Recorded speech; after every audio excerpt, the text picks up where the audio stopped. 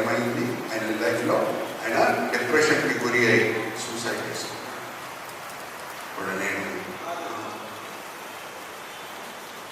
ఒకసారి ప్రభువారు ఏ మాటలతో పరిచర్య ప్రారంభం చేశారో మరి గుర్తు చేస్తున్నాను. మారు మనసు పొందుడి, దేవుని రాజ్యం సమీపంగా ఉన్నది. ఇదేంటి లేఖనం అర్థం చేసుకోవాలంటే లేఖనమే మనం చదువుకోవాలి, లేఖనమే మనం వాడాలి. ఒకసారి మరి సహోదరుల సహాయం నేను తీసుకుంటున్నాను. రోమిలికి రాసిన పత్రిక 14:17 వచ్చి, దేవుని రాజ్యము భోజనమును పానమును కాదు కానీ నీతియు సమాధానమును పరిశుద్ధాత్మ యందలి ఆనందమునై ఉన్నది. మా లేఖనంలో ఒక మాట మనము ఒక జ్ఞాపకం, దాని అంతా కూడా పరిశుద్ధాత్మ ప్రేరేపణ మనకి కనిపిస్తుంది.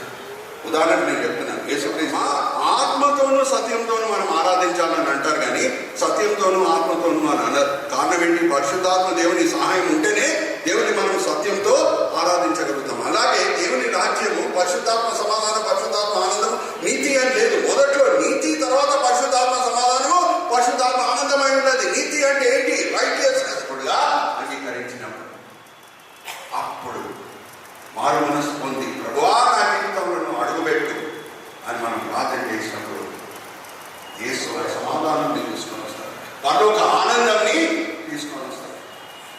దాన్ని రుచి చూసిన వాడు తను ఆ వాక్య భాగం చదవబడిన తర్వాత మీరు నాకు చెప్పగలగాలి దాని జవాబు ఏంటో. ఎఫెసీయులకు రాసిన పత్రిక 2:5-6 బైబిల్స్ అండర్లైన్ చేసుకోండి. అయినను దేవుడు కరుణా సంపన్నుడై ఉండి మన అపరాధముల చేత చచ్చిన వారమై ఉండినప్పుడు సైతము మన ఎడల చూపిన తన మహా ప్రేమ చేత మనలను క్రీస్తుతో కూడా బ్రతికించెను. కృప చేత మీరు రక్షింపబడి ఉన్నారు. క్రీస్తు యేసునందు ఆయన మనకు చేసిన ఉపకారము ద్వారా అత్యధికమైన తన కృపా మాధైశ్వర్యమును రాబో యుగములలో కనుపరుచు నిమిత్తము క్రీస్తు యేసునందు మనలను ఆయనతో కూడా లేపి పరలోకమందు ఆయనతో కూడా కూర్చుండబెట్టాను.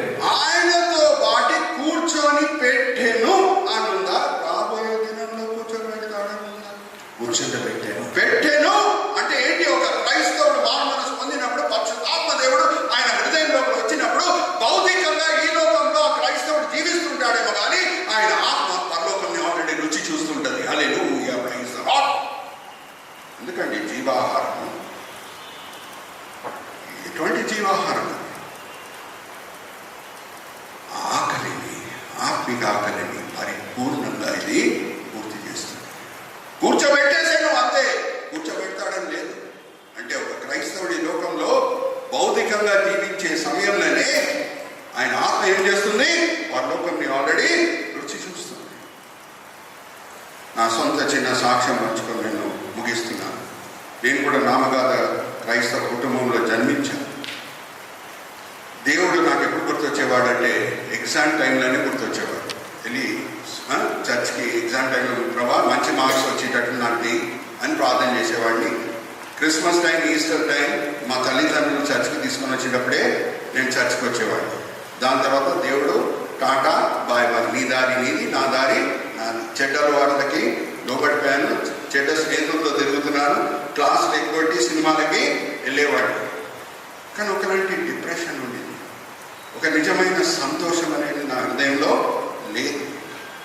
అయితే ఒక దినం ఏ సంఘంకి మా తల్లిదండ్రులు వెళ్ళేవారు. ఆ దినం నేను నిర్ణయించుకున్నాను, అక్టోబర్ 16, 1983 ఆ రోజు నేను చర్చ్కి వెళ్తాను. బైబిల్ చెప్తుంది కదా దేవుడు అన్ని సమస్యలకి పరిష్కారం చూపిస్తాడని. నేను వెళ్తాను, నేను వింటాను దేవుని వాక్యం ఏంటో, దేవుడు నాతో మాట్లాడని అని వచ్చాను సంఘంకి.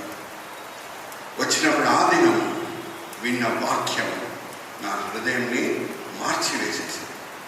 డిప్రెషన్తో కూర్చున్న వ్యక్తి ఆ దినము వాక్యం విన్నప్పుడు, ఎప్పుడు నేను యేసుక్రీస్తు ప్రభువుని సొంత రక్షకుడుగా అంగీకరించాను, ఆ బోధకుడు చెప్పిన ప్రకారం మీరు ఎక్కడ కూర్చొని ఉన్నారో అక్కడే మీరు ప్రార్థన చేయండి. ప్రభువా నా జీవితంలో నువ్వు ప్రవేశించు, ఈ దినం నేను ఒప్పుకుంటున్నాను, నేను పాపినేని, నాలో ఏ మంచితనం లేదని నేను ఒప్పుకుంటున్నాను, నా జీవితంలో నువ్వు ప్రవేశించు, నా జీవితంలో నువ్వే ప్రభు అయి ఉండు అని మీరు ఎక్కడ కూర్చొని ఉన్నారో అక్కడ ప్రార్థన చేయండి అని ఆయన బోధించినప్పుడు నేను కూర్చొని ఉన్నానో అక్కడే ప్రార్థన చేశాను. వర్ణించలేని ఆనందం, వర్ణించలేని సమాధానం నా హృదయంలోగా ప్రవేశించింది. నేను మిమ్మల్ని ఒక సింపుల్ ప్రశ్న అడుగుతాను. 5 స్టార్ హోటల్లో సౌకర్యాలను నేను వచ్చి చూసిన వ్యక్తి 3 స్టార్ హోటల్ సౌకర్యాల వైపు ఆకర్షింపబడతాడా? పడతాడు. అన్ని చెడ్డపాట్లు వెళ్ళిపోయినాయి. హల్లెలూయా, ప్రైజ్ ది లార్డ్. ఆ జైల్లో ఉండేవాడిని ఆయనే మార్చాడు. ఆయన వల్లనే నేను మారు మనసు పొందాను, బాగా చదువుకోగలిగాను, పెద్ద ఉద్యోగం నేను సంపాదించగలిగాను. ఆయనే అడుగుతున్నాడు, అన్ని అవసరతలు సమృద్ధిగా పూర్తి చేసే దేవుడై ఉన్నాడు. హల్లెలూయా, ప్రైజ్ ది లార్డ్. నేను ఉద్యోగం చేసే సమయంలో సేవకులకి, వేరే పరిచయాలకి ఆర్థిక సహాయం చేసేవాడిని. నేను అనుకుని ఆర్థిక సహాయం చేసేవాడిని దానికంటే ఎక్కువ సహాయం చేయటకు దేవుడు కృప చూపిస్తున్నాడు. హల్లెలూయా, ప్రైజ్ ది లార్డ్. వేరే సేవకులకి అయితే అక్టోబర్ 16, 1983 నేను ఒక సంఘంకి వచ్చి మారు మనసు పొందాను అని చెప్పాను కదా. ఎవరైనా గెస్ట్ చేస్తారా ఆ సంఘం ఏంటో? ఏమై ఉండొచ్చు? హైదరాబాద్లోనే పుట్టాను. Saint George's church. Hallelujah, praise the Lord. ఈ సంఘంలో అక్కడ కూర్చొని ఆ సందేశం విన్నాను. Hallelujah, praise the Lord. ఆయన గ్రామర్ స్కూల్ స్టూడెంట్. మా తల్లిదండ్రులు ఇక్కడే వచ్చేవారు. మీరు పాత రోస్టర్ మీరు చదివితే 16th October 1983 preachers day will be Rajaratnam ఆయన మెసేజ్ ఇచ్చాడు. ఆయన పాస్టర్ కూడా కాదు, PWD డిపార్ట్మెంట్లో ఇంజనీర్గా చేసేవాడు. ఆయన సంఘ పెద్ద. మా చర్చ్లో ఆ సమయంలో సంఘ పెద్దలకి ప్రతి నెల ఒక వారం బోధ చేయటకు అవకాశము ఇవ్వబడేది. ఆయన బోధించాడు. నేను అక్కడ కూర్చొని విన్నాను. ఆ వ్యక్తి ఈరోజు మీ ముందు నిల్చొని వాక్య పరిచర్య చేస్తున్నాడు. హల్లెలూయా. ఇజ్రాయెల్ బ్రదర్ నాకు ఈ సర్కులర్ పంపించినప్పుడు చూడంగానే ఏడవటం స్టార్ట్ చేశాను. నేనైతే ఇజ్రాయెల్ బ్రదర్కి ఐడియా చెప్పలేదు, ఇక్కడే మీరు పెట్టండి అని. నన్ను అడిగి పెట్టారా? పెట్టలేదు. కానీ ఒకసారి ఆ సర్కులర్ చూసినప్పుడు నాకు ఎలా కనిపించి ఉండొచ్చో ఒకసారి వేసి మనసుకుంది, ఆత్మికంగా బలపరచబడాను. Hallelujah, praise the Lord. So this church is very very precious to me in my life. నా వెబ్సైట్లో కూడా మీరు చూస్తే సెయింట్ జార్జెస్ చర్చ్ హ్యాబిట్స్లో 16th October 19 ఇస్తున్నాను. మొదటి రాకడతో కూడిన ప్రవచనాలన్నీ కూడా నిర్వహించబడినాయంటే రెండో రాకడతో కూడిన ప్రవచనాలు కూడా నిర్వహించబడతాయి. చివరికి జ్ఞాపకం పెట్టుకోండి, గ్రీక్ భాషలో పరౌసియా అంటే సంఘం ఆరోహణము అవబోతుంది త్వరలో. అందుకే ఇజ్రాయెల్ బ్రదర్ ఒక ఫోరం కూడా క్రియేట్ చేశారు. ఎవ్రీ ఫ్రైడే మాకు మీటింగ్ ఉంటుంది. ఆ ఫోరం పేరే అలర్ట్ అండ్ అవేక్. మొదటి రాకడతో కూడిన ప్రవచనాలన్నీ నిర్వహించబడినాయంటే రెండో రాకడతో కూడిన ప్రవచనాలు నిర్వహించబడవా? దేవుడు మాట నిలబెట్టుకునే దేవుడు. భూమి ఆకాశం తొలగిపోను కానీ నా మాటలో. సో మనం ఎటువంటి సంబంధం కలిగి ఉన్నాం? యేసుక్రీస్తు ప్రభువు మన జీవితంలో ప్రవేశించాడు.